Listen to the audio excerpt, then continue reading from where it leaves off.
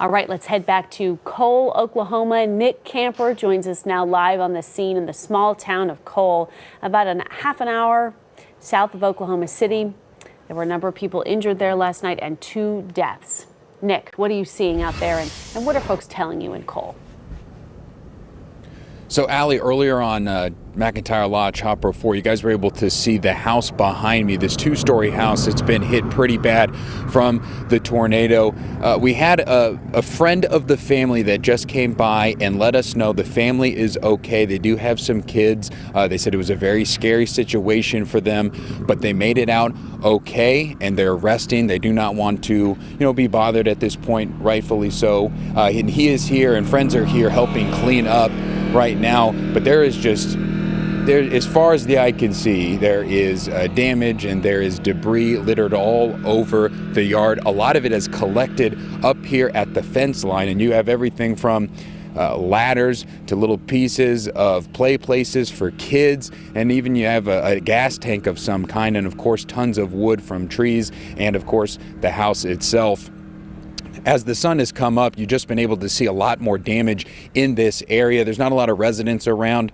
Houses are spread out several yards from each other, but we've got a couple homes down on the corner of May and 74B, Highway 74B, that are completely destroyed as well. The more we're out here, the more we will find out and talk to residents and as was McLean County officials to just get the latest numbers and the data and the results from last night's storm. We'll bring you that when we find out. Reporting live here in Cole, Nick Camper, Oklahoma's News 4. All right, great work there, Nick. Gosh, such a heartbreaking scene there in Cole where there is so much destruction.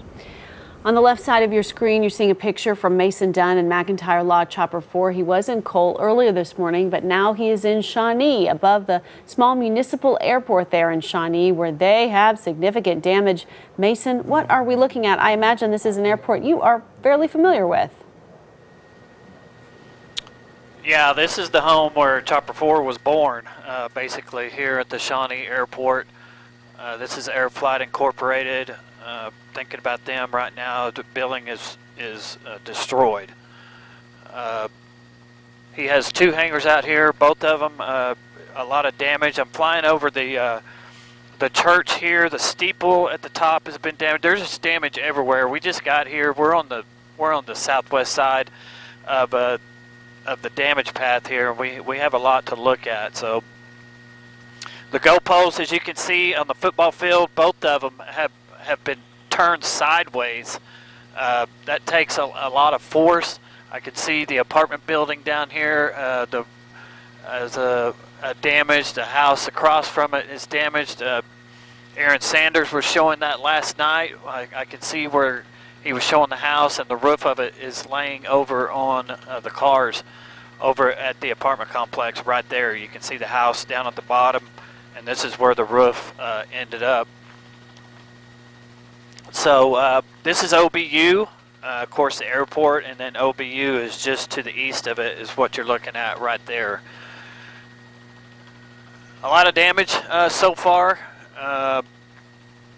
And we just started, so we're going to make our way over to Kickapoo Street where the Lowe's and other buildings over there were damaged, and we'll be showing that here shortly. Yeah, Mason, anyone who's familiar with OBU, so many folks recognize that the Spires area, that kind of the main building, is there damage to that building? Or are those more residential areas right there on the campus of Oklahoma Baptist University? Yeah. These are apartments just on the south side of kind of the south side of the campus.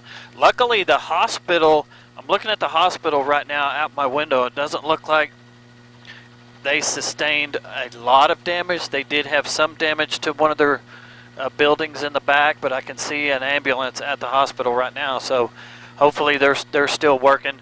If you zoom in on that church there, Steve, to the right, you'll see right there part of the roof has been peeled back, and if you look at the steeple at the top, it's also damaged from the tornado. So the tornado obviously moved to the northeast from here. I'm flying over another building that It's half of the building is caved in here at OBU. I don't know what building that is, but it's sustained just to the right there. Yeah, right there. That's the building I'm talking about. If you look at the right hand, the northeast corner, it looks like the roof is caved in on that. So this is right in OBU campus. They sustained a lot of damage, big trees laying over that I can see. So we're going to continue to move to the northeast here. It looks like the tornado might have skipped through a neighborhood, thank goodness. This tornado was moving to the northeast, but I can see a little damage in a neighborhood, but no houses destroyed. So that's a good sign, if you will. And we're going to continue to move on to the northeast and try to show you everything that's out here.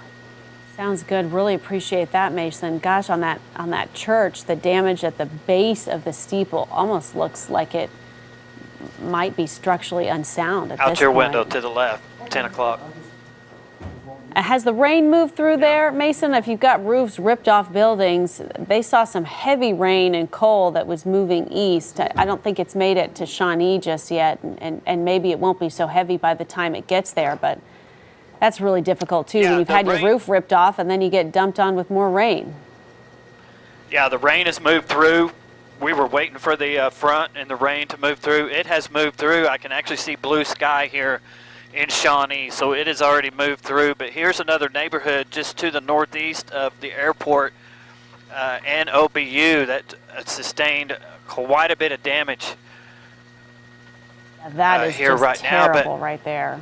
I'm going to take the tornado moved to the north here because it came northeast to this neighborhood and moved directly north because the lows that I'm looking at is directly north, about a half a mile from what you're looking at right now. We're working our way over there right now. It looks like the power is out around here.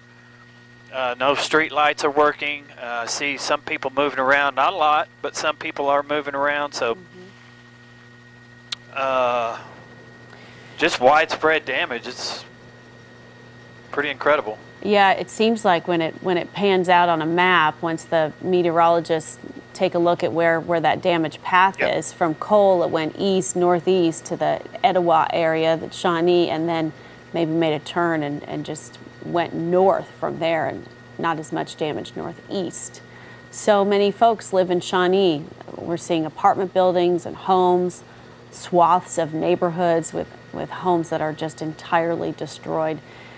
No loss of life here in Shawnee, but significant damage, and we're waiting for preliminary numbers on reports of injuries. We haven't heard about any significant injuries, but when you look at that damage and knowing that there were people and families huddled in these homes where the roof was ripped entirely off, it would be hard to believe that there aren't some injuries there in the Shawnee area. All right, as he's moving north now toward the lows and more buildings that just look like someone has stomped on them, taken a bite out of the side of the building. Goodness. All right, Mason, we're going to stick with your shot. We're going to take a quick break now, but we will be continuing your shot. Really appreciate your vantage point from McIntyre Law Chopper 4, high above Shawnee and Pottawatomie County, where they were hit with a serious tornado last night.